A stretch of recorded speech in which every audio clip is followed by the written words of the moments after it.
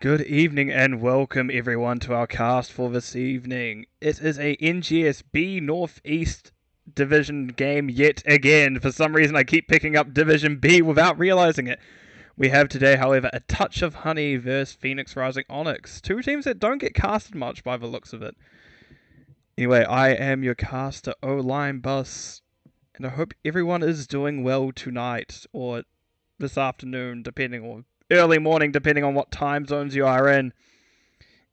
Anyway, to discuss very briefly, and I just recall that Raka so kindly in the chat is the B Northeast mod. Anyway, we do have a Touch of Honey versus Phoenix Rising Onyx. We will be going to Volskaya as we see here, and just to quickly touch on the bans for people who prefer to listen, we did see a Touch of Honey ban out both Tomb of the Spider Queen and Infernal Shrines, while Phoenix Rising Onyx banned out Dragonshire and Brax's Holdout. A map that many people have very differing opinions over. Right, but let's not dally too much and get into the game as long as I push the right button. Right on. Excellent stuff. Go me. On the left-hand side of a Touch of Honey, we see Jared Roski on the Vala.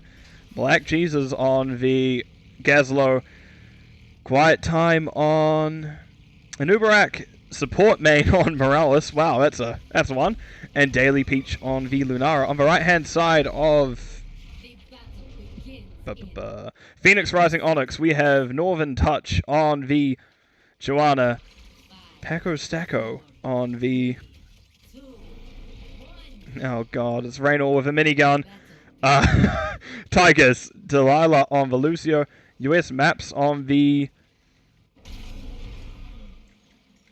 Flame Boy. Kael'thas, and I'm not actually sure on the Deathwing. I'm just going to quickly push this. Lewd Panda 99 on the Deathwing as we just see the posturing already start out.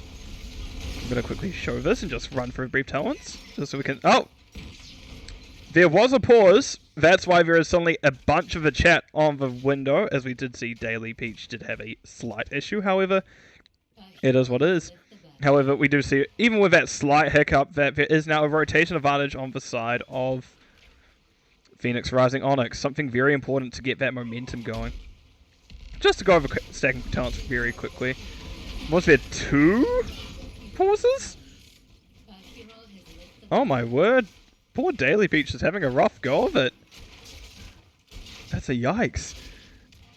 As I'm trying to say again, we see Vala stacking Creed of a Hunter, Morales stacking the Grenade Quest of Claire. On the right hand side, we see Joanna going with Laws of Hope, and Kael'thas with the normal Mana Addict. We see the Eternal Duel of the offlane. I'm just going to point it out. It's the offlane. I'm sorry, but I'm just going to go back up here.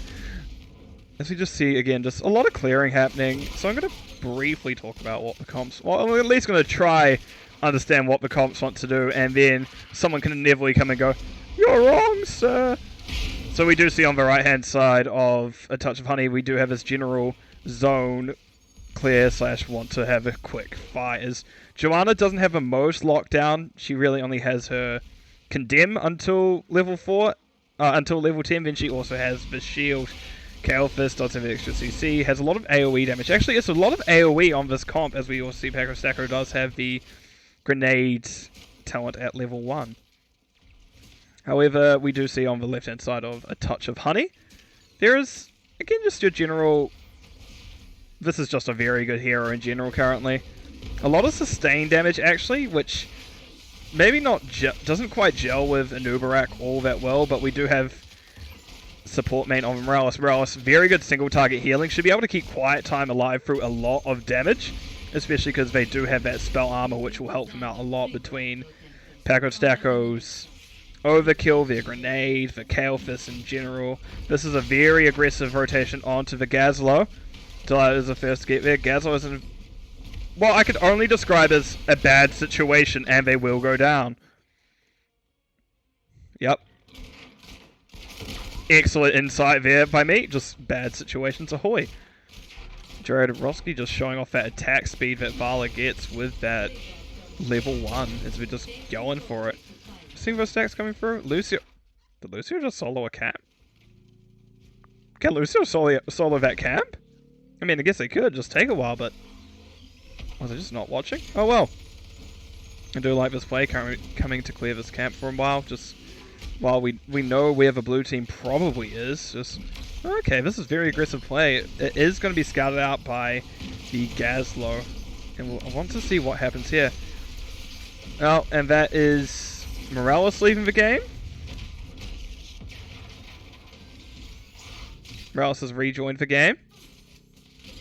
A lot of connection issues on the side of a touch of honey. I hope that isn't too much of an issue coming into the late game, because I believe it's only 3 pauses per series, and they've already used 2 of them. A lot of damage coming out. Definitely just using his big old breath. Good old Lewd Panda just with their big breathy boy. I realize more and more I refer to things as big something boy, like Stitch is a big chonky boy. We've got the big beater boy of Quiet Time. Big gun boy of Paco Stacko. Like, a lot of big boys. But there's nothing wrong with that. Gazlo just getting some poking from this big turret boy. Gazlo just getting some poking from the side. And a lot of just chaotic damage coming out. A lot of AoE damage, but not really much is sticking thanks to that Lucio with his what could only be described as excellent AoE healing. Meanwhile, Morales is actually struggling a bit because, well, it's a lot of single target, just quite quote-unquote burst healing, even though it's a sustained heal beam type thing. And we're just struggling with all that AoE just because of how Kael'thas works on those smaller points. Quickly going to bring up some talents while we can see it here. We just see a few things. We do actually see Lunara has gone into that burst Q talent at level 7. That should help out their damage a lot. Gazlo gets stunned by the US maps and will go down. Excellent stun and kill follow-up by the Kael'thas, Delilah, and Paco Stacko, respectively. They're just going to push us down. As they got a lot of free room, as this Protector has gotten a lot of value here bottom. I wonder if they will be able to get this top well during this. Quiet Time is quick enough to react. That shield was just about down. The healing fountain just... Nope, there it goes. One grenade from the Tigers barely takes it out. Right, and now we're back into a peaceful moment. Not much happening around the map. We got some wave clear. We got some camps up, I believe. Yeah, we got some camps up. Yeah, it's just all peachy at the moment, really. Just not having much. Daily peachy, even. No, Lucio his healing burst. We're looking at invade here by the red side. However, we do see that heroics have come through. We have there from the big dragon boy. Blessed Shield by Joanna, kind of expected. The comp needs that extra blow up and that extra lockdown and falling sword just isn't quick enough for what they want to do. Again, just also we see leaning into that AoE damage of... I'm making the hand motion like gesturing the missile coming out of his back and onto the ground, but it will be Commander Odin from Tigers. And Northern Touch is quite a far away from the rest of their team, taking a fair amount of poke damage. But we did see the Laws of Hope come through just for that extra burst healing. Which I should mention now, at this point, is sitting at a 30% bonus. High five from Lucio, Phoenix from Kael'thas. Again, a lot of AoE damage, but the cleanse can actually will help a lot against things such as Gazlo and Anubarak. Gazlo gets caught out again, taking a lot of damage, gets stunned by that shield, taking a bit more. The Gravo Bomb actually helps him get out and let support man get to them in time, and that is a 1-for-1 ult trade, but not much else. Both with very similar cooldowns, actually only 60 seconds, so not the worst cooldowns you can blow. Ooh, Vala is getting some stacks on Lewd Panda over here, but definitely says, no thanks, I'm not going to be your bullet meat target. Bullet target? I don't know. Anyway, you get the idea. I should also quickly cover on the left-hand side of a touch of honey. We do have the stun of Rain of Vengeance, Stim Boost from... Is that called Stim Boost? Stim Drone from Morales. So we're likely to see a very fast auto-attacking Vala, which already going into auto-attack build is kind of scary. I wasn't watching again. I was too busy talking about talents and such. We did see... question that ult usage. Not too hard. Morales leaves the game again. That's unfortunate. But this is going down pretty quick. And Uberak going very aggressively. So it does see that Morales did leave the game, so changes their mind and goes out the safe way. Morales is just vibing in here for what? Nope, they have rejoined. Excellent. Very tight play currently coming out from the 4-man of Rising Phoenix Onyx. Wait, what? Phoenix Rising Onyx? And just like, they're not giving the side of A Touch of Honey much for him to come through. To quickly list off the last of the talents, we do also Formal Edgevine and Web Wrap. Cocoon. Something to do with webs. It's a spug. I don't know what else you want from me. Maybe a hug, but I can't give you that one right now. Very aggressive positioning by the Kael'thas. No, Northern Touch is in front of him now, so not quite as aggressive looking. Do not worry. As I'm just going to quickly close this. Just thinking, again, a lot of safe play from this side, from both sides. They're just getting value elsewhere at the moment. As they're like, nope, we can't contest you head on. You have your 13 advantage. They unfortunately are losing a fort here either way, that means. However, they will have a decent way of coming back into this fight with 2 turrets. And will also have their 13 talents now. Deathwing takes a good swear. Oh. No. We do see this fire puddle now. Deathwing now is out of position. So, if the blue side of A Touch of Honey decides to push in, we will either see a disengage from red. We do see a retreat pin coming out. Yep. Not very surprised. Northern Touch does get hit by a stun, but Quiet Time does not want to follow up on it, as we do know Joanna does get that Iron Skin, and it is very close to their towers. Deathwing currently in the air, as I'm going to slowly move this camera up here. Quiet Time taking a decent amount of damage, does not have that spell armor up, actually is getting stunned, and that will be them going down very quick, dropping the turret in the process. Northern Touch did pick it up. There's actually 3 turrets out from the side of Rising Phoenix. I can't actually recall them getting this many items. How long was that? What the? This is... What? I'm just so flustered. I'm not expecting to see that many consumables? Summonables? That many things out at once. And we actually did see during that fight both the Anubarak and the Gazlo going down. Very unfortunate for the side of A Touch of Honey. It isn't over yet. This Immortal probably won't finish. They are getting actually a lot open with it now as they're getting this top keep down. Or at least the front gate. We do see Quiet Time as the first one to react, while the rest are defending mid. Should mention currently that I actually don't know. Jared Roski is living currently, so does have a lot of sustain. Has all their Gambit talents up. This Protector is doing a lot, and it will get this top keep. We really needed the damage to come up here. However, these 2 are now out of position. I've accidentally clicked a button as we're focusing on the Gazlo. Gazlo uses the Gravel Bomb, however, it was not very effective as it didn't hit anyone. Northern Touch uses that Iron Skin, definitely being naturally unstoppable. Lucio gets stunned into the... I was going to say Flame Breath, but that was a wrong hero. However, Nubrak is traded, soon followed by Gazlo. That is both the frontliners down for A Touch of Honey's. Morales soon to follow. Jared Roski is a very fast boy. Everyone's boys. I'm sorry. And that will be Vala getting out, keeping their Gambit stacks alive. There isn't an end call actually from the red-hand side of Phoenix Rising Onyx, but that is because they're currently missing the healer of Lucio. It is unfortunately, if Lucio was alive, they may have been able to push in and get a bit of core damage. However, because of that death, they weren't able to pressure anything remotely related to core without probably losing at least 1-2 more players. And if you're in this position, you don't need to end. You can just play safe. I have learnt that a bit too much recently. I learnt my lesson, and then the game decided to really drive it home with yeah, play safe if you don't have your healer. Your healer's probably one of the most important people. Missing a DPS, you're probably fine. Missing a healer or a tank, they're kind of risky. We do see this camp taken over by the blue team. That will go over. That is Phoenix coming out. No one is able to pick up that healing camp at the moment. Delilah, someone managed to swoop in and pick it up. That's extra healing coming out, and that will be Gazlo going down yet again. That web wrap will break very quickly. Lucio and Kelth is very good for bringing it back quick. And that is Gazlo going down again. Not Gazlo. That is Gazlo going down again, but also shortly followed by the Uberak. And this looks like an end call will be getting made.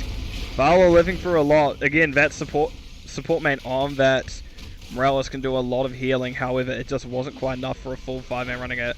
Delilah! It's getting very low, but doesn't quite have enough damage out onto it. And this looks like it will be an end call for this side of Phoenix Rising Onyx.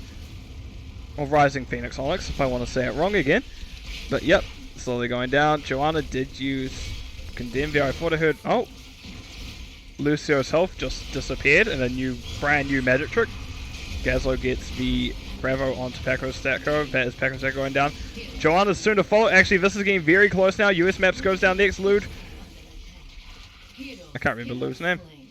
Lude Panda going down last, and that is core at 7%. However, that is something I like to call backdoorable. So you could just probably see the red team just swoop on in here later and finish it off. We're yet to see though. We'll see if they're going to do that sort of play. Jared Roski is going down to clear the waves as we see a bit of damage control happening. We do want to catch up on the levels, but there is also a lot of buildings that could be taken. But no, this siege camp, that is the play. That is being made at least. Vala is slowly channeling this. Don't mind it. Good to get that percentage up because we do see we've got a while until the enemy respawns. Sorry, yawning. I'm so sorry. Going to be respawned, and well, we should get majority of this objective over to the side of. Look, I was reading their name out loud as they died. Like, it's the very first bit. Like, I will remember Lude bit first because it's Lude Panda, not Panda Lude. Like, yeah. Like how Daily Peach over here is just going to be daily if they die too quick. Or Quiet Time is just going to be quiet and they die. Interesting choice. They're all halving. Were they literally just doing objective to get it off the map for the enemy team then? Blue team has taken control of one of the more interesting tactics I've seen. Oh. Very good. Very good spotting out the red team. However, this objective is just kind of enjoying its time, actually. For once, it's not getting hit. Look at it. It's just safe. It's happy. It's still damaged, but we're going to ignore that. No one is touching it. It is touching nothing. It is peace. It is in serenity. Anyway, going back up to this. Excellent stun hits Delilah. Not much follow-up, but it was a very just ability thrown out. Very ability thrown out. I am a wordsmith, some would say. We do actually see heroics. No, Storm Talon's coming out from the side of Phoenix Rising Onyx. Take a brief look at that. We do see the Cataclysm upgrade coming out from Deathwing. The Blessed Shield upgrade from Joanna. Odin from... A lot of alt upgrades, bar Kael'thas, who did go the Living Bomb. On the left-hand side, we do see Manticore. Vala now can be able to play very safe. We may see a turnaround here. Hyperactivity. Yep, hyperactivity from the Morales. We're going to have a very fast auto-attacking Vala, as they have only died once. They still have a, I want to say 45% attack speed. Nope, 20% attack speed bonus. I was nowhere near. Very defensive from Blue currently, we'll mention. We do see that poison bonus from Lunara. This, a lot of people say makes her a real hero, as this damage is actually quite substantial. Rewind from Nubarak is one of his best talents. Lets you get out 4 stuns in very quick succession. And we do, or 3 stuns and escape, your choice. And then we do see the bomb toss from Gazlo. Something that's become popular in the last few months as this, what I like to refer to as copyright mouse, is coming out. Does a lot of zoning and actually a fair amount of damage. Where's getting... Oh, that's very unfortunate. This camp is just getting hit by these catapults over here. But everything else is just a lot of safe play currently, as we just see both teams kind of playing around. We did it, and saying that, like, there have been setups for ganks and such, but however, it's been scouted. Thank you to that Lunara Wisp, something that scouting, well, at least Vision, is a bit underutilized in this game because, well, there's not too many heroes that can do it. Lunara is actually a fantastic example of one who could, Tyrande being also another. Even things like Gazlo turrets can. and just like hiding in bushes, make sure you play corners well. Vision is a bit more underrated in Heroes of the Storm than a lot of other games, yet it's still quite important in the grand scheme of things, especially if you are a tank who loves to engage, such as our Beetle boy over here. Oh, is a noob wrecker boy? That question will keep me up later. I think found? I don't know. It is just a beetle. I'm getting very aggressive play from... Nope. Just design back out. Keep in mind that red side of Phoenix Rising Onyx does still have each of their buildings up as well as wells. They have somewhere to fall back to if there is a major fight in this mid area. And in fact, in every lane at this point, the side of a taste of honey, a touch of honey does not. Northern Touch playing a bit safe still. Like, yep, we're seeing a lot of patience coming out from both sides, even though we are starting to get into the very late game. As 21-21 is not the most common of levels to reach. Sure, it shouldn't be, in theory, but we're not quite ready to end yet, and actually, a touch of honey has to do a lot in this situation to win. They have to get a protector and run for minimum 2 buildings in any lane they go to, because you do still have to get the fort and the keep to open up core, not just the keep. Wait. Yeah, keep. Wait. I can't remember what building is called. Let me just... Excellent. I remember sometimes. You're about to kill this minion. Okay. We're getting to that second round of objectives as control point A will be unlocked very shortly. And this fight here will likely this next fight will likely decide the outcome of the game. Actually, it may not. It may only be if the side of Phoenix Rising Onyx win the fight, they may be able to end. But I'm very unsure about the side of a touch of honey. I do like this call to take this to camp again. We're getting very good discipline on the side of Phoenix Rising Onyx and taking these camps. I have done it again and I can't remember how to undo it. Yep. This is my method. Yep. Got it. Gonna close this just so we get a nice clean fight here. We're getting Gazlo moving in with those AoE bombs. Grenade does hit Northern Touch. Northern Touch taking a little bit of damage, right? Ugh, look at that. The zoning that can be done by that. Easy throw dynamite? No. Maybe. I don't know, but again, we're just seeing, again, a lot of safe play. Red has no reason to rush. We do see this big wave pushing in, and we're likely going to see Lunara and then everyone else step in. Lunara is away from the team while we do have at least 4 members showing on the screen for Rising Phoenix Honest. But, oh, that will be the ults coming out. Black Jesus gets hit, and they'll go down first. Thank you to that Blessed Shield coming out from Joanna, hitting all 4 members. That is a fair on Morales. Morales will be going down. Jared Roski did get the nano drone, and actually that stem drone, and that will be a large Kalfist bomb hitting 3 people. Oh, that looks like it's quiet time going down next. Yep, the bomb goes out, and that is them going down as there is no healer on the board at the current point in time. Daily Peach gets a grenade from Tychus right in the DLX? Yeah, the DLX. Actually, Paco Stacker will be going down as they were caught out of position. Jarodowski can try, however, we do still see the healer up from the side of the red team, and that will likely be game as 7% on core plus a 25% shield is not much, and that is the first game going over to the side of Phoenix riding? Like making a rind? Making a rhyme? No, Phoenix Rising Onyx. As I'm going to throw it quickly to a... Oh, actually, no, sorry. I'm not going to throw it to a quick break. I am going to pull up, if I remember to change it, stats. Because we all like stats, don't we? Hope everyone in the chat likes numbers. As Lucio did a lot of healing that game, 62k. But, as I said, we did see that AoE playstyle coming out from... we did see a lot of damage coming out from the side of...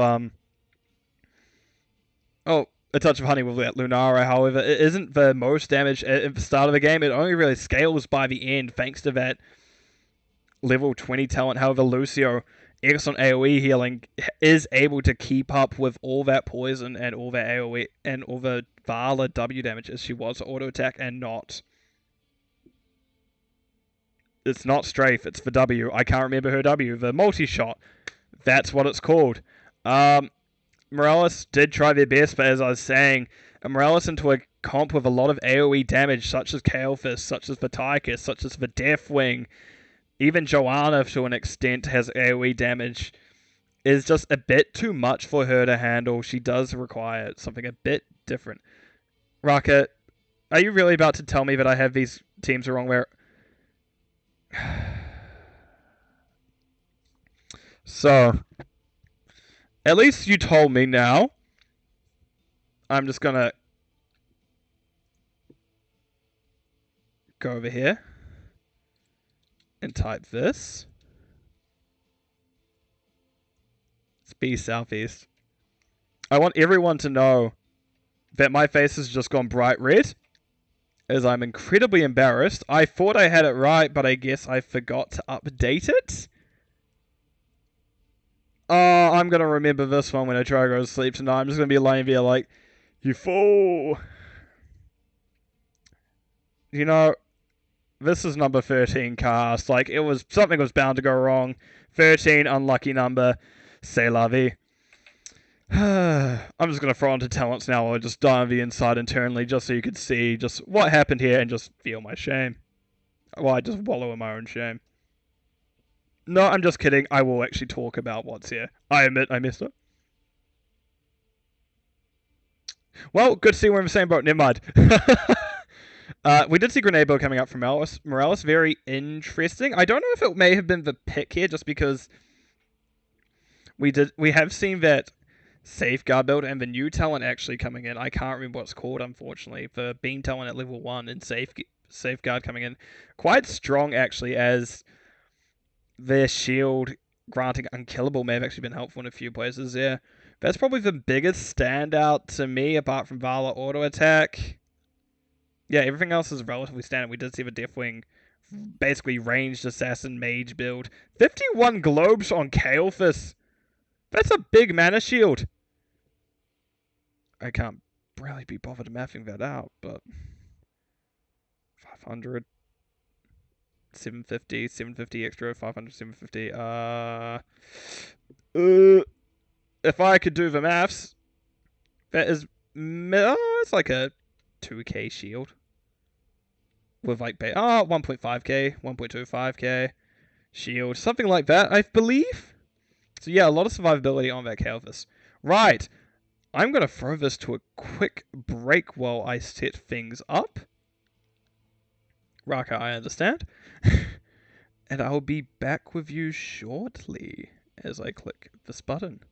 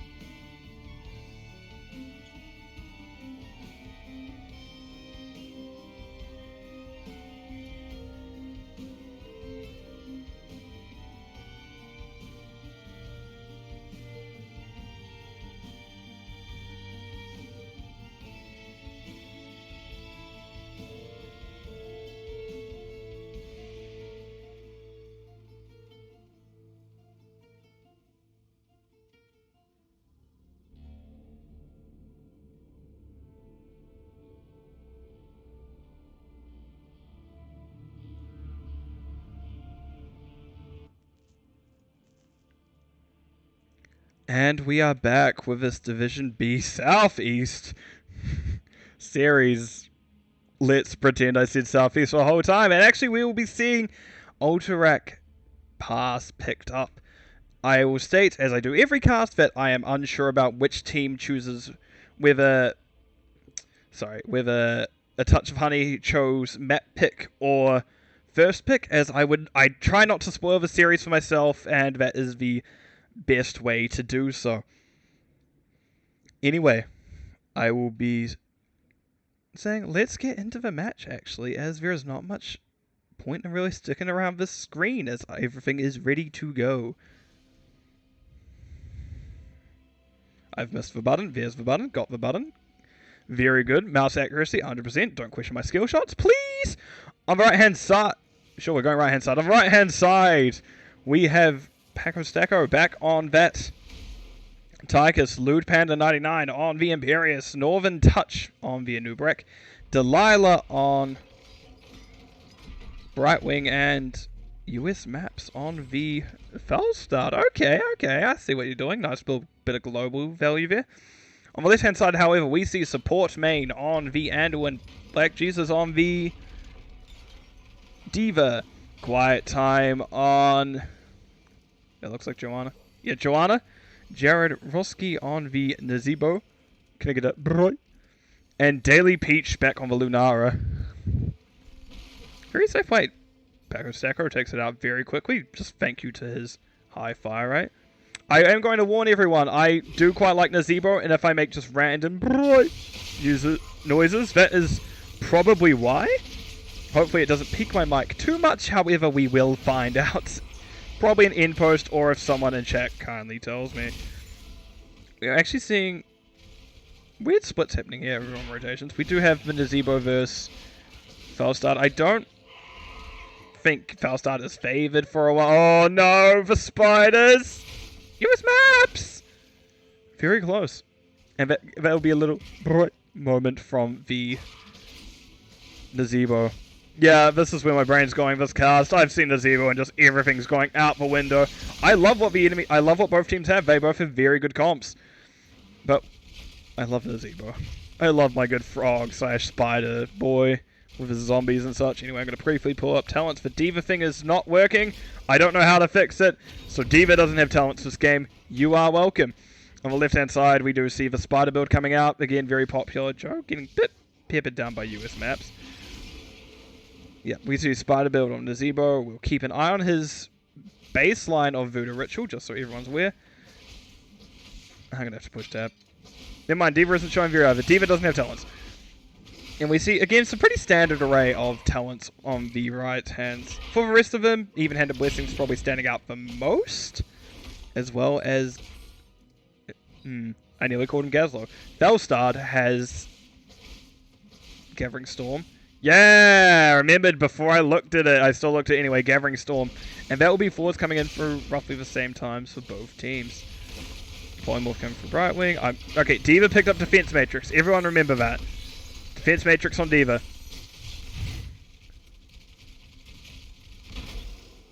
Okay, we're just getting some nice trades. What is your level 1? I'm just going to watch you. Like, yes. I'm keeping an eye on map. There's a lot happening mid. There's a little bit happening bottom. Okay, not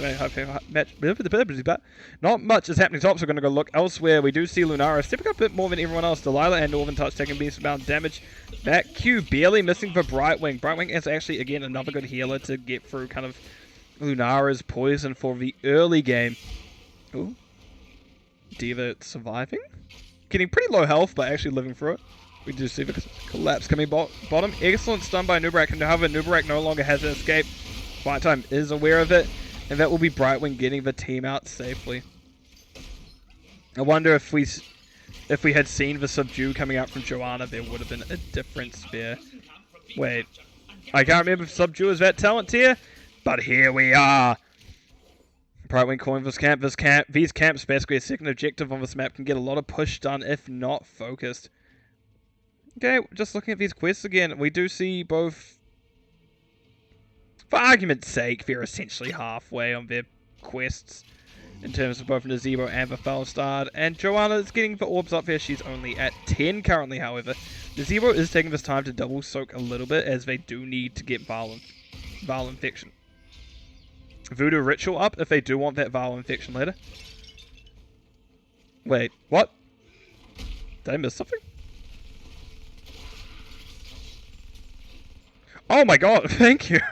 I think I completely missed that. Thanks for the raid. I don't actually have any stream alerts or anything on like that. I'm not very good at this.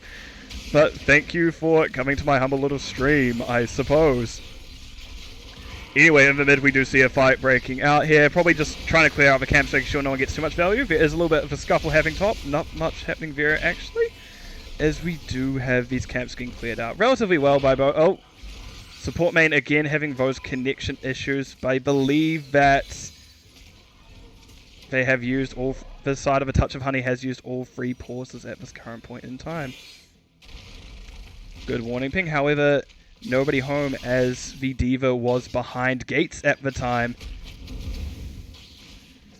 Okay, we're just getting a little bit safe play here again. This objective just being largely ignored for now. There is no real rush to get there. Anduin is just sitting back in this area. He's just having fun. There may be a gentleman's agreement between the two teams about maybe just laying off if the Anduin player of... Oh. There was the final pause. And support man of Anduin is back. We have one looking at us. Okay. That may have actually been a pause from... I don't know who the pause came from, but it was nice of... At least a nice pause to get that Anduin back in the game. I do not know how long the pause was for, but here we are. So we may see this aggression... A little bit of aggression now from the side of A Touch of Honey, now that there is this, well, healer back on the field for the blue team. Diva getting a lot of pressure actually from both US maps, and Northern Touch gets met back in their mech, but they did have to use bomb, something that can be quite important for this objective.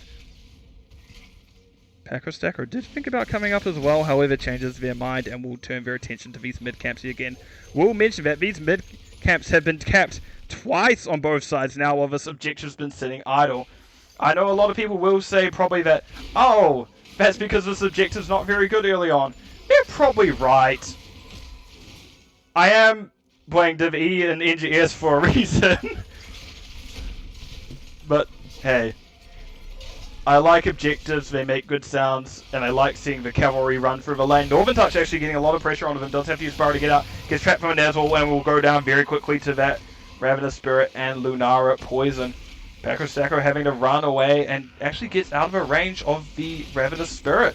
We do see now that heroics have come through both sides. Ravenous Spirit mentioned 3 times now, coming from Nazebo. We do see Forward Vines coming in from Lunara.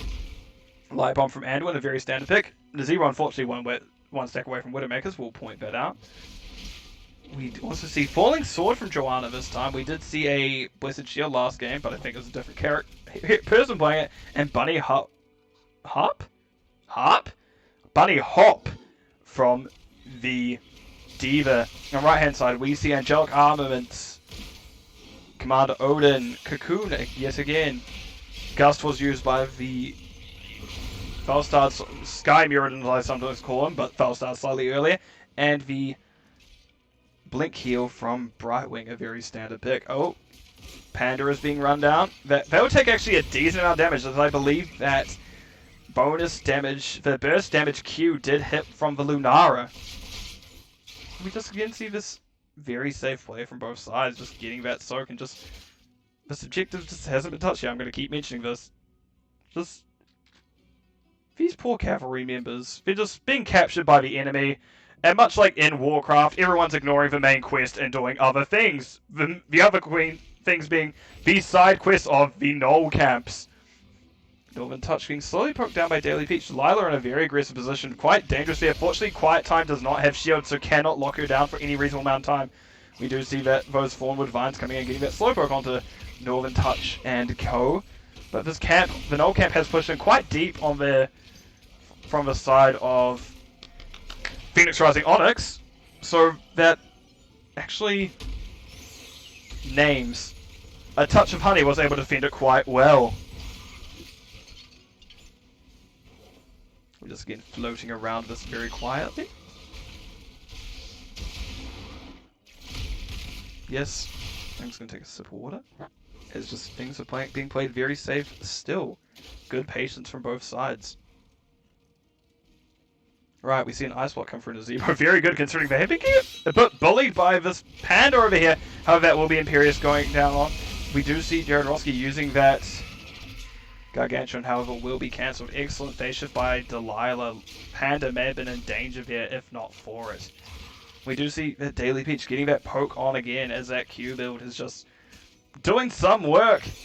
And actually we see Spiders has been complete as well as the... Oh, my camera works a bit shoddy. We're going to ignore that. As well as the Gathering Storm to get that minimum 30 stacks. Actually quite a while ago now. A lot of safe plays still coming out. Abby's camps are once again back up as we do see Paco Stacker going on to theirs. And actually we're not seeing a camp play coming out from the side of a Touch of Honey, and that will be a play onto the Falstad, and actually Falstad getting taken down, only the second kill of the game, considering it's been 10 minutes. That is quite impressive. Yeah, we're just getting a little bit of a rundown here. People are just doing what they're doing. Terrace, oh. That is camp taken once again. Lunara heading over to their siege camp. I don't mind their siege camp coming out a bit later, actually, as it means the waves will get... The null camp will be closer to their gate, which is easier to defend. And all that jazz. I do not know whose pings these are. I'm sorry to anyone who is curious. It can take a while to get out, and now quiet time is going, okay, we need to finish. Actually, we're seeing, for the first time, someone coming near a null count. No. But the cavalry. Oh, Delilah is starting it. Sorry about the nice camera work. I can actually push these buttons, and that gets us in a much better spot for this. Oh. The Zebo has to back out. Does get hit by that grenade from Tychus. Tychus going to that grenade build, so we'll end up stacking a lot of damage in the end from it. Especially if they go that 16, that adds % damage and cooldown reduction. Diva gets this charge stun onto Paco Stacko. Does get cleansed by Brightwing and will get out. And yep, again, we're seeing for the first time these keep pushing. However, during all of this, US maps on the Falstar just slowly, actually quite quickly, but has been pushing this in.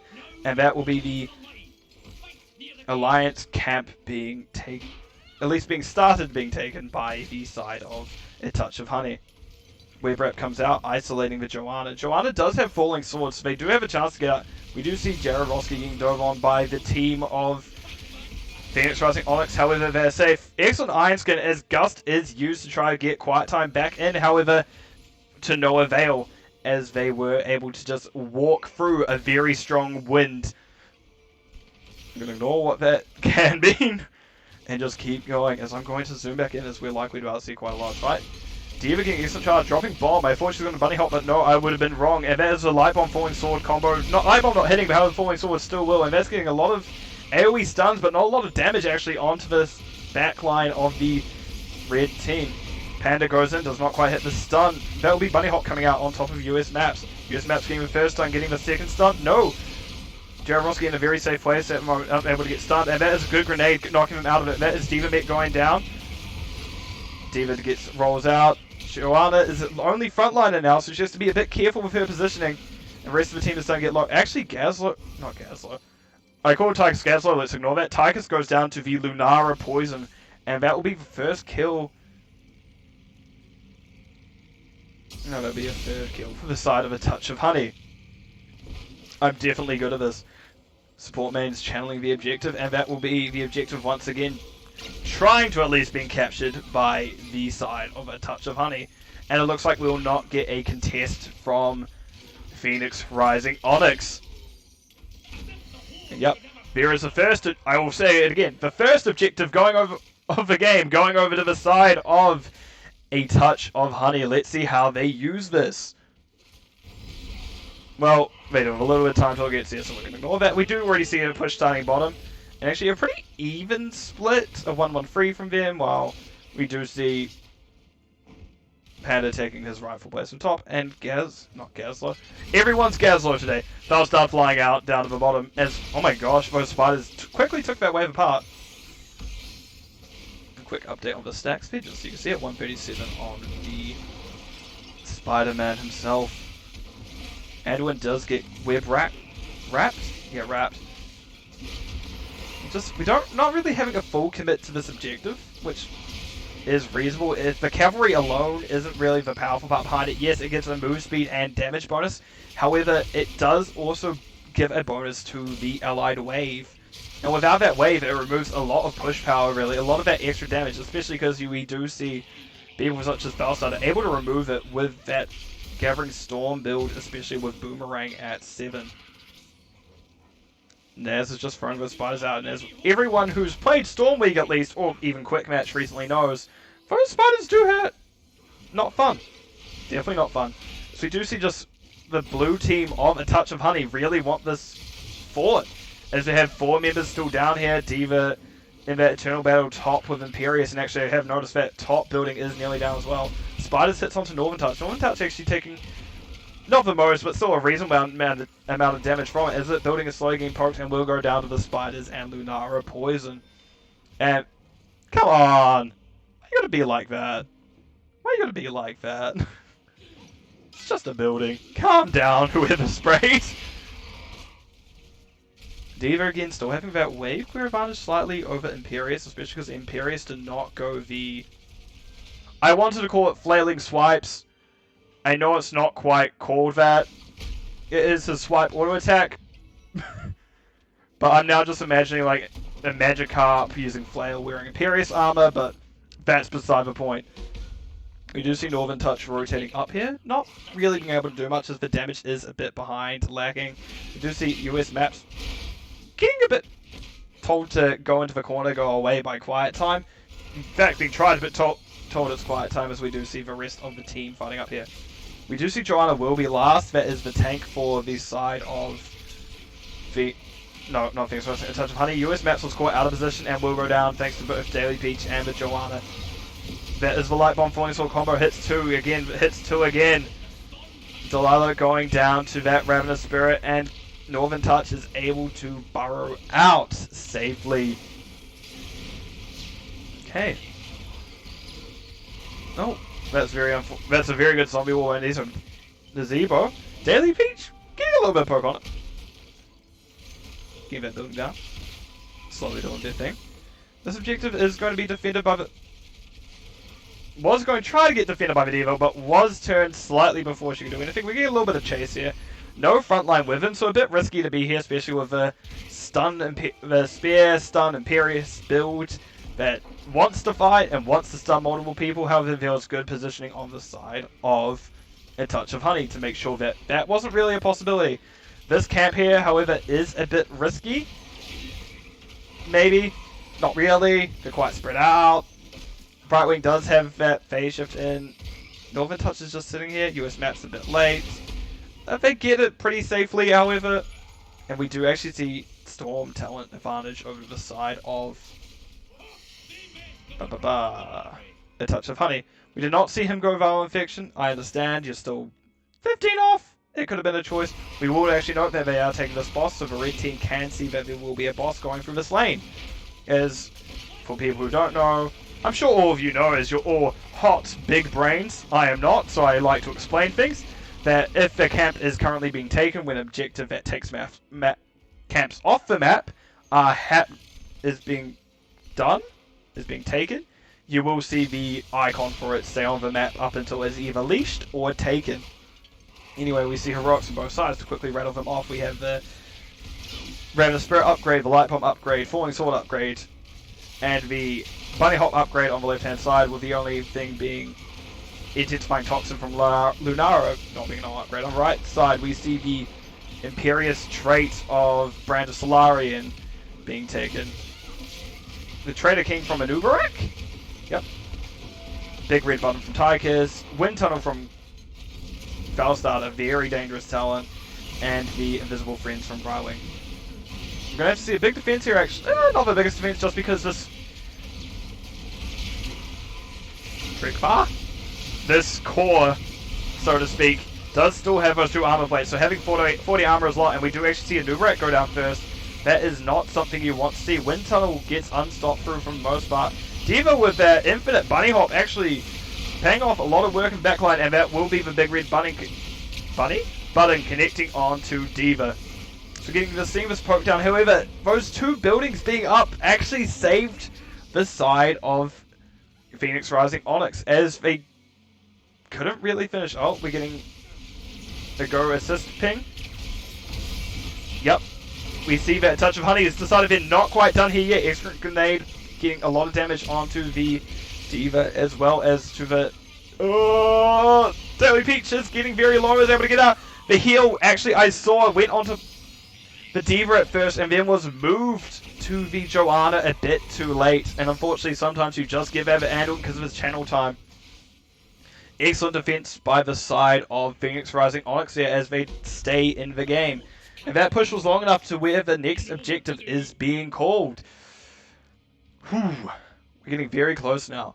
It can still be either team's game. We do see Falstad is back up. And Wind Tunnel, again, a very good ultimate. Just locking multiple people in a corner for a while. About 4 seconds? Yes, 4 seconds.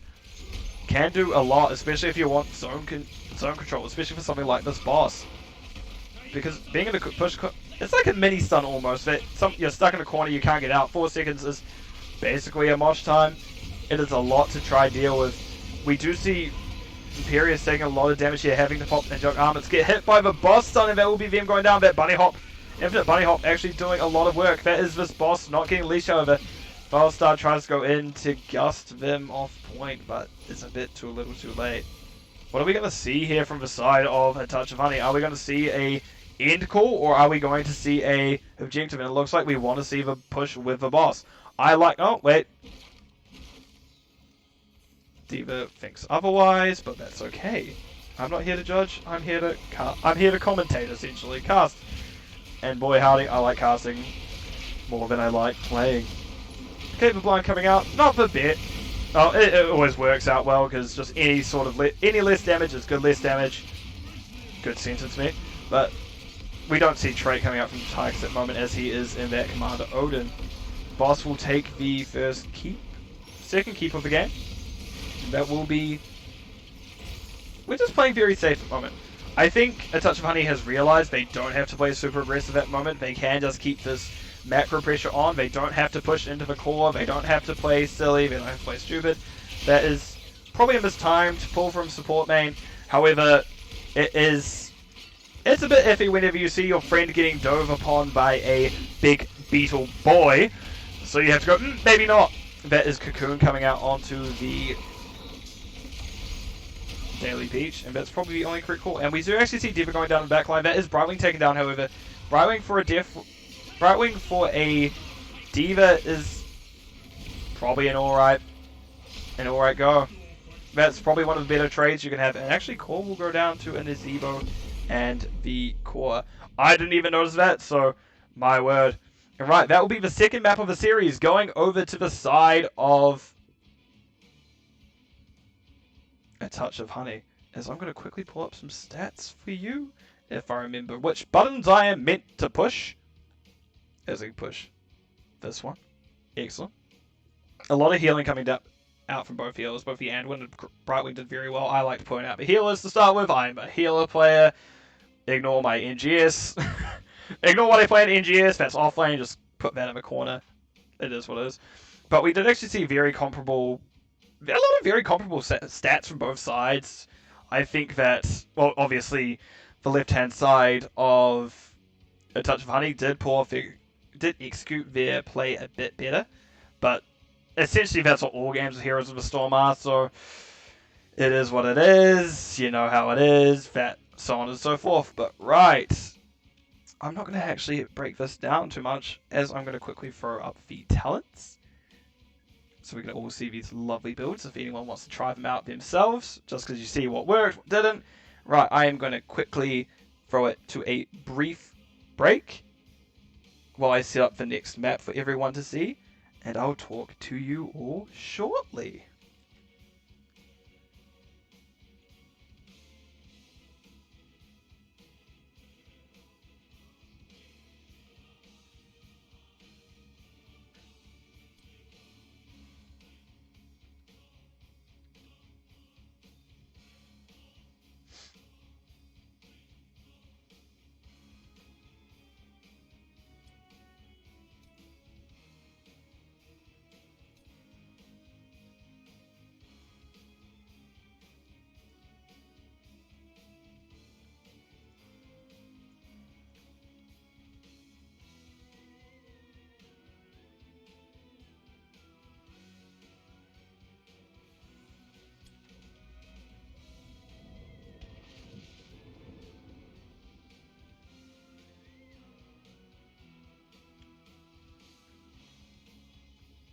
It is fitting that the music being played is the Towers of Doom music, as we see that is the final map for this series, as we are now in a tie-break situation between A Touch of Honey and Phoenix Rising Onyx. But right, let's not... Okay, I should also explain for anyone watching, typically the loser map will get first pick or map pick of the next map. I like to go into series blind, so I unfortunately do not know whether Phoenix Rising Onyx chose this map or chose first pick. However, we are here now, and let's actually jump straight into the game and get this show on the road. Right. On the left-hand side of A Touch of... I forgot to push the play button, let's ignore that. I'm a fool sometimes, but I am at least here to cast and show off these players, as I believe every team deserves some time in the spotlight, and these teams had a bit less time in the spotlight as some of their other division mates. Right, we see support main back on the Anduin, Daily Peach back on the Lunara, Black Jesus on the Gazlo once again, Jared Roski on the Big Boy. I know his name. No one tell me, I know his name. I know it's Asmodan. And Quiet Time on the Joanna once again. On the right hand side of A Touch of... No, Phoenix Rising Onyx. No, I finally did. We have Loot Panna on the Zul. US Maps on the Flame Boy. Kael'thas. Magic Touch on May. Delilah once again on that Bright Wing. I made like the phase shift drop like animation with my hand. Definitely how that works. And Paco Sacco on that Gunman. Gundog. Woof. Gundog. I've got Gundog stuck in my head. I'm stuck in a loop. Actually, he will go in on that. Ah! Greymane, sorry. And we do see that dunk coming out from Jaworski. Not actually quite connecting on anyone. Right, I like this map. I do like Towers of Doom. A lot of my team doesn't, but I like this map personally. I do like to see it can be very much turned around, and the right and the left-hand side of the Touch of Honey does have a comp that can turn around quite late game. However, I say that yet both Kael'thas and Greymane can get very powerful into the late game. Same for the Gazlo. Anyway, we know how the offlane works in this map. We're going to see these two rotating between here for a while. Wow. Yup, there's a root. There's a stun. Okay, cool. Coming back down here, this camp will get taken before any of the side of Phoenix Rising Onyx can push in. So we do see the disengage just clearing the mat, clearing the wave, trying to get these sappers into the gates, as you all know. But for anyone who doesn't know, albeit I'm not going to be one judging, if these sappers get into gates, they will explode and do damage on it. Good stun, good zoning out from the side of Northern Touch, is able to get the sappers on from the side of A Touch of Honey down very early. That will be a stun onto them, and they will unfortunately all connect to the tower, and that is a living bomb being spread from Quiet Time to support me. Right, I haven't actually looked at it yet, so let's just bang! Pull up some talents. We see 46 stacks from the Asmodan so far. We did actually see that Kalasny was picked, so is that teamfight build? We do see that Loot Panda is being alleviated of his duties for a little bit as the team of Phoenix Rising does pick up that soak, and we'll see Gazlo fall a bit further behind, as while he can technically double quit, it's not as fantastic as the Zul. Good Iron Skin stopping Joanna from getting stunned. You like to see it. Quiet Time going in. They do a bomb with him, but cannot step back to their friendly line for a moment. Actually take about half their health and damage thus far, and does have to back out for a little bit. The only other things to note is a Laws of Hope from Joanna, and I just made a face because oh my, it is a Convection Kael'thas. If I was any better at this, I would have seen it early, gone like, we're going to make a poll, does Kael'thas complete Convection? Haha, funny. But I'm not that quick, I'm not that slick, I don't even know how to make a poll in Twitch. So here we are. And we'll just see the general, we're just going to see the general trade the top orders up. Dunk doesn't quite connect onto anyone. We did see a lot of damage coming actually from Daily Peach with those Qs. Loot Panda does come down first before the Gazlo, so we do have a 5v4 happening at the moment of time. Gazlo is actually almost down. Northern Touch taking a lot of damage. Gets that Ice Block off. Had to get their health back. However, the poison damage is going to be just slightly too much as Brightwing does not quite get enough healing out yet. As those, I want to say soothing mists that comes out from Brightwing just isn't quite a high enough tick to deal with that yet. You can see the May was hanging on, but the Joanna's extra shield glare kind of sealed the deal and made sure that the next tick was a kill.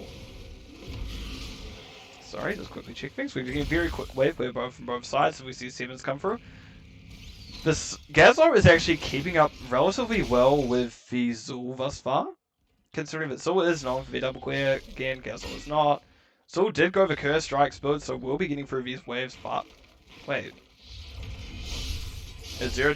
Yeah, there is a Curse Strike talent 7, so very interesting. We did not see that picked up. I can't recall what it is called, however, it may be the healing. I am unaware, however, as I don't play Zul much, I'm going to be honest. I'm not really a Zul player, I'm more a Leoric player if we're going to go with Diablo heroes in the off lane, but it is what it is.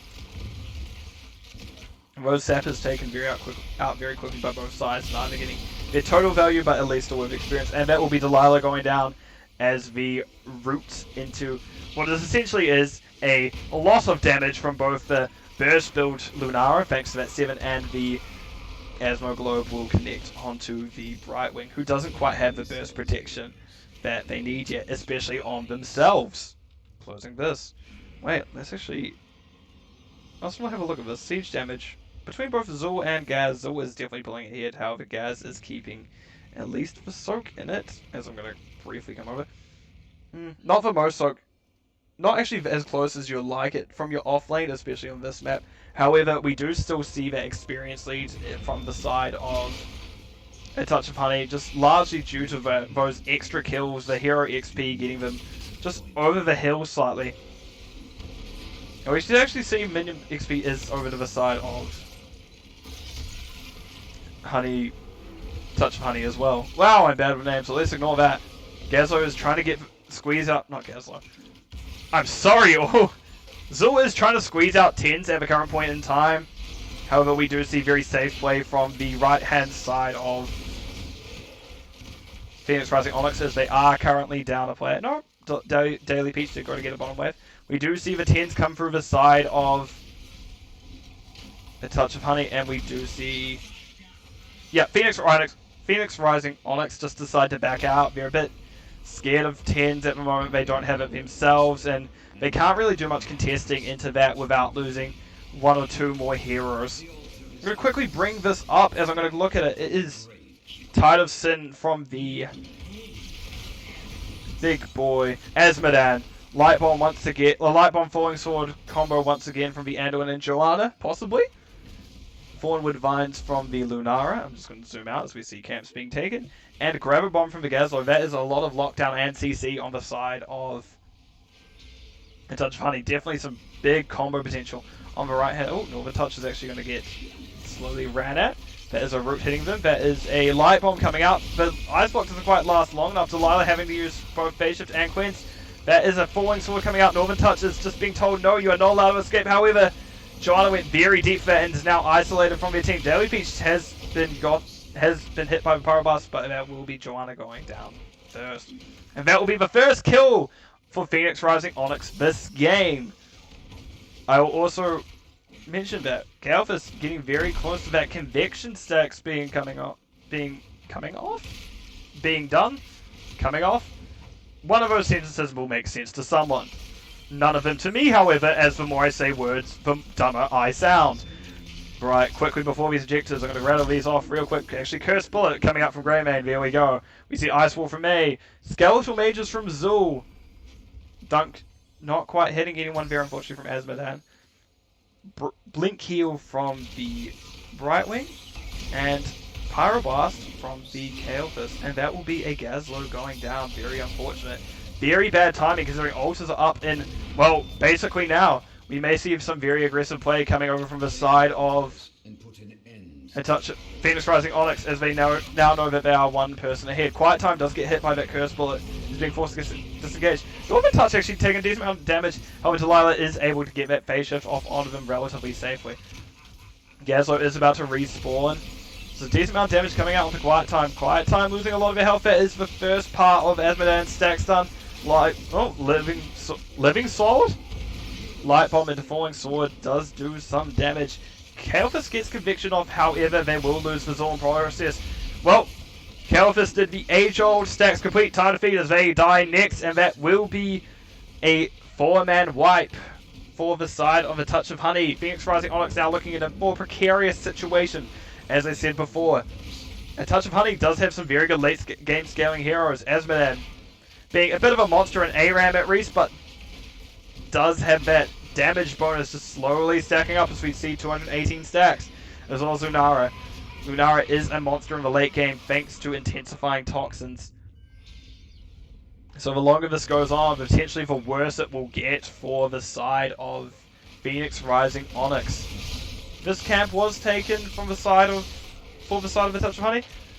Not most necessary, but is at least a little bit of extra pressure, but was ultimately taken out a bit too quick to make any difference. Just gonna click around the map, sorry.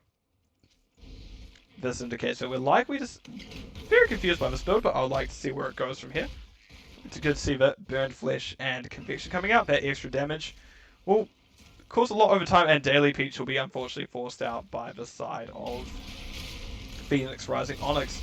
That is an unfortunate split. Joanna is alone, does have the Iron Skin to get out, and this will be 6 sappers starting to be pushing in. That'll be first tower going down to 1 sap. Wait, where's the other one? What are you doing, little bud? You're lost. The rest of your family is already committed. And it will go down before it can reach any sort of structure. Curse Bullet comes out in Quiet Time. Quiet Time having to back out. That is a 35% damage hit, I believe. Quiet Time stepping back up. The Iron Skin pulling back in. That is Light Bomb. No Falling Sword out yet. Maybe didn't quite have it up, but maybe just decided not to go in. We did see Lunara was trapped in the back. US Maps was hit by that Ice Wall. No, not Ice Wall. Was hit by Grabber Bomb. Northern Touch taking a lot of damage, is barely hanging on. Paco Stacko, same thing. And that will be the first going out of May. Paco Stacko. And Brightwing gets the Blink Heal off. Once again, we have a single Ultra Phase, and it will be going over to the side of A Touch of Honey quite comfortably. Pew. Blue Panda is trying their best to keep the LI team of Phoenix Rising Onyx in it. However, it is not really paying off at the current point in time. They may actually have to show up to fights more, as that extra presence may be needed, as Gazlo Grabber Bomb is just adding so much more to the team fight, and is letting A Touch of Honey get away with these quick bursty fights for extra lockdown. And it's just, I don't actually know if I may have seen Skeletal Mages once or twice this game, but I'd like a bit more of a presence from the Zul heroes that's kind of fighting a 5v4 a lot of the time, and that is a problem. 4v5 from a perspective of Phoenix Rising Onyx, getting a lot of 4v5s, and that's just not ideal in this situation. There's Curse Bullet, once again hitting Quiet Time. Bullet being very good with these bullets, actually hitting Quiet Time most times. However, we do see Laws of Hope come out once again, and that will actually heal off essentially all of Curse Bullet. Yike. That is unfortunate damage. Wow, that is basically the whole wave destroyed by a Tide of Sin Asmodan dunk. We do see that 326 stacks now coming out from him. That is a lot of damage being slowly adding up. Okay, we're getting a lot of thing here. That is Curse Bullet once again. Joanna is being light bombed. Notice they cannot use a falling sword, that instead have to step on the cap, but that will be a wall getting them down. Daily Peach is panicking, and that will be Daily Peach going down. They did not choose a spell armor. They chose Abolish Magic, and that will be the Empowered Flame Strike from that level 7, taking out the Joanna. Didn't quite have enough to take out Jared Roski, but Jared Roski is getting dove on by the Grey Man, gets pulled out by the Anduin, and will live that engagement. Very good. We do see Blue Panda using Skeletal Mages here as the Gazlo is being slowly broke down. Kael'thas does take that first altar. Brightwing taking bottom altar. We now have a 2v1 top as bottom tower, Battle Tower was taken down. That Grabber Bomb does actually hit both the enemy players, however, doesn't finish anyone off. And now there is an Anduin alone against 3 people. Jared Roski does join them. But however, we do see a full 5-man coming out from the side of A touch of honey. That'll be Anduin going down first. Curse Ball used on Jared over there. However, they will not follow up anymore. And actually, we're seeing a bit of resurgence from Phoenix Rising Onyx. Maybe the mid game was the death that Phoenix Rising needed, and now that they are, well, rising from the ashes and starting to shift this momentum slightly. I say that, but Northern Touch, you took a lot of damage from that dunk, my good sir. This camp being quickly taken apart. US maps of those living bombs, and Pack of Stacko is on Greyman. Greyman, we all know, hurts. Quiet Time does get hit by Curse Ball. It uses Lords of Hope in retaliation. Response to get their health back up to, well, full. And we're not quite up yet, so that is a danger that the side of A Touch of Honey does have to watch out for. Quiet Time taking a lot of damage here. Spreads a bomb to Daily Pitch, which we tried quite hard not to do. Jared Roski wants to step up to destroy that wave. Is able... We only heard one shot go off, actually, and that is a Pyroblast. Ah! You're fine. You're fine. You're fine. No need to worry. Definitely, I didn't panic. No way. That wasn't what that little scream?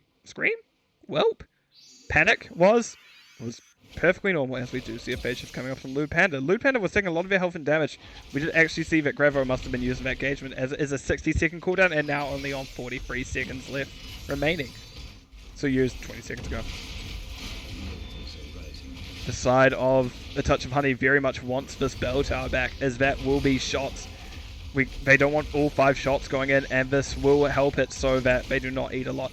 This Living Bong is getting a lot of value. Both of Quiet Time and Jared Roski is able to dodge that, and that will be Poison taking this down. Yep. Followed up by the Thornwood Vine. Oh, this is a bad time to half. You need to get to this objective. But however, I will note that this... I was about to call it Sewer Tunnel. I don't know what it's called on this map. The Waygate entrance will get the teams back in time. Curse Bullet comes out, and actually that is Anduin falling in a matter of seconds.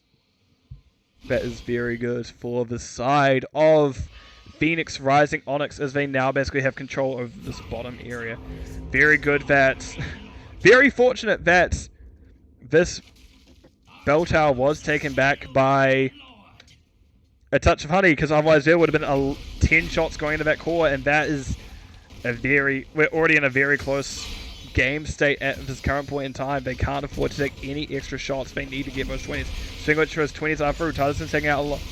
That is the Gazlo Grabber Bomb coming out, taking out a lot. Northern Touch able to slide out, getting slowly poked down by Poison. That is Calvis going down to the Falling Sword. I've accidentally pushed a button.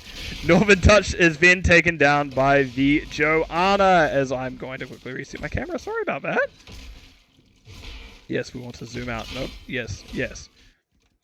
That fight, very vital to keep the blue team in this, as I was saying, that those 20s may be a turnaround for them, and we will have to watch this happen.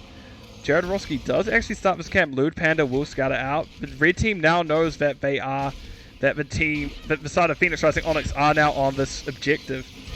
Lewd Panda is being ran down by Black Jesus.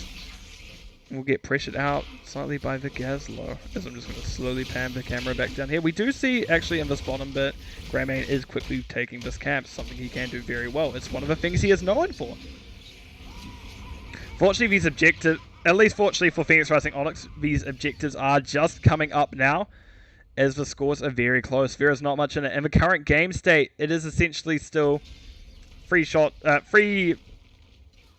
ultras have to be channeled by either side. However, I will mention that these sappers will be delaying this Daily Peach. I can't remember the hero all of a sudden. Lunara. As we just see the Phoenix Rising Onyx was looking to get aggressive, however decided to back off as they went for the Gazlo. Gazlo has to drop out the Graver Bomb, but will go down.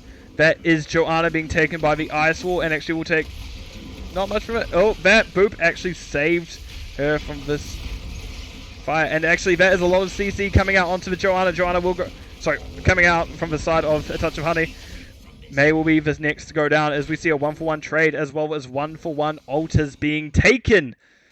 We're in a very tight game still. It is anyone's.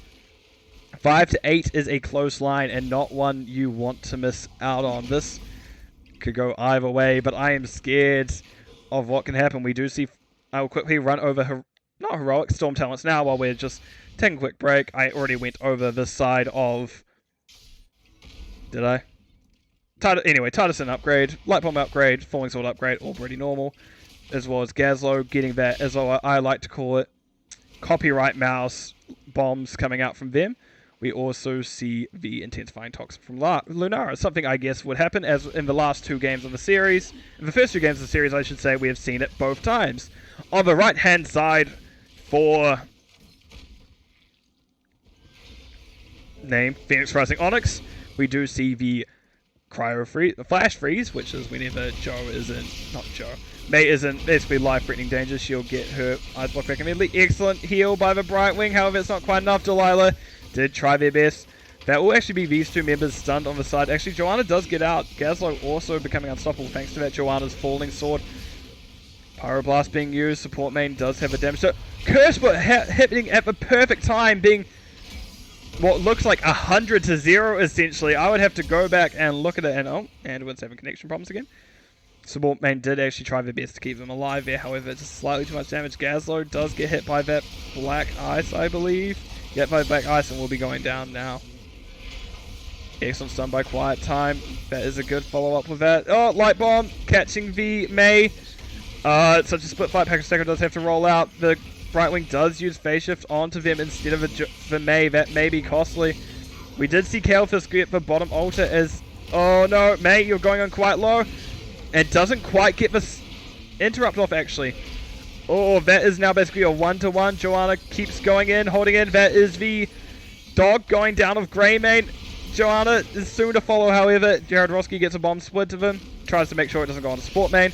May gets a slide onto them, and that actually looks like it may be a Asmodan going down. Actually, no, Asmodan will take the Brightwing down. This is a very chaotic fight. Northern Touch still very low in this bottom bit here, noting that they cannot quite go in. However, Lewd Panda does get on top. Northern Touch doesn't quite hit the Ice Wall, and that will be Jared Roski taking down a second player with that beam. Is trying their best to escape. Kalefisk doesn't quite hit anything, and that will actually be Daily Peach coming in to finish off the Kalefisk.